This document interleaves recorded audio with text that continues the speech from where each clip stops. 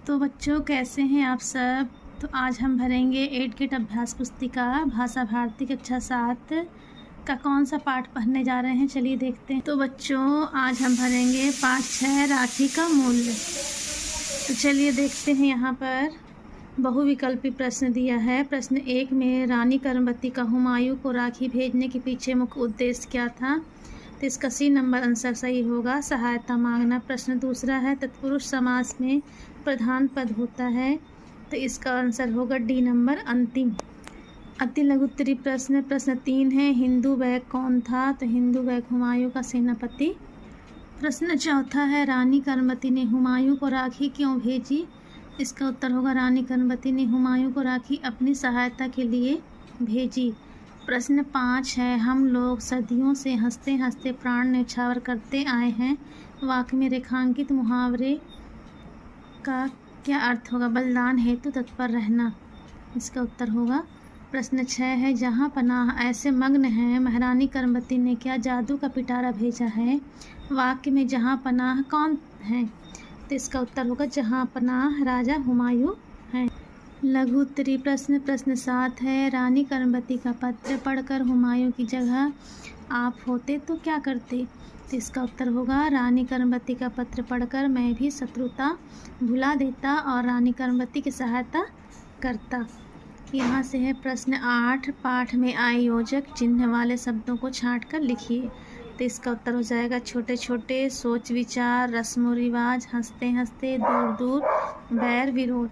तो योजक चिन्ह का मतलब होता है दो शब्द जुड़े हुए हों तो यहाँ चिन्ह जो लगता है उसको योजक चिन्ह कहा जाता है। राखी वह शीतल प्रलेप है जो सारे घाव भर देती है, पंक्तियों का अर्थ अपने शब्दों में स्पष्ट कीजिए, तो इसका उत्तर होगा राखी वैर भाव रूपी घावों को भरने के लिए मरहम का कार्य करती है। राखी एक वरदान के समान है, इससे सारे वैर भाव फिर आगे लिखा समाप्त हो जाते हैं तथा प्रेम और सद्भावना का वातावरण उत्पन्न होता है। प्रश्न 10 है जिन्हें प्राण देने की चाव हो वे ही राखियाँ स्वीकार करें, इस पंक्ति में से रानी का क्या आशय है, तो बच्चों इसका उत्तर है रानी कर्मवती मेवाड़ के वीर सपूतों को मेवाड़ की रक्षा के लिए ललकारते हुए राखियाँ आगे बढ़ाती हैं और कहती हैं कि वे ही लोग राखियों को लें जो देश रक्षा के यज्ञ में स्वयं की आहुति देने को तत्पर हों। अगला क्वेश्चन है प्रश्न 11वां, यहाँ से दीर्घ उत्तरी प्रश्न शुरू होता है आपका। राखी के अलावा आप किसी अन्य त्यौहार के बारे में 8-10 से पंक्तियाँ लिखिए। तो पहला है होली रंगों का त्यौहार है, होली के बारे में लिखा हुआ है।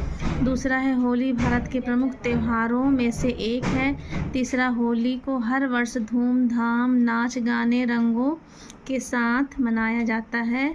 और चौथा है हर साल होली में 2 दिन का अवकाश मिलता है। पांचवा होली का प्रतीक बुराई पर अच्छाई की जीत है। और छठवां है होली के पहले दिन पूर्णिमा के दिन होलिका दहन होती है। और सातवां इसके दूसरे दिन होली का मुख्य त्यौहार मनाया जाता है। तो यहाँ पर जगह नहीं थी इसलिए 2-3 लाइन नहीं लिखा गया है, और आप और छोटा थोड़ा सा लिखेंगे तो शायद पूछ जाए और 2-3 लाइन लिख लीजिएगा, क्योंकि 10 लाइन आपको लिखना है। प्रश्न 12 है राखी के महत्व को 8 से 10 पंक्तियों में लिखिए। तो यह पर्व श्रावण मास की पूर्णिमा को मनाया जाता है, जिसमें बहन अपने भाई की कलाई पर राखी बांधती है। राखी के साथ ही बहन अपने भाई को आशीर्वाद देती है और भाई भी उसकी सुरक्षा का वादा करता है। इस त्यौहार का महत्व न केवल प्यार और समर्थन को प्रकट करने में है, बल्कि यह भाई बहन के बीच आदर्श संबंध की महत्वपूर्णता को भी दर्शाता है।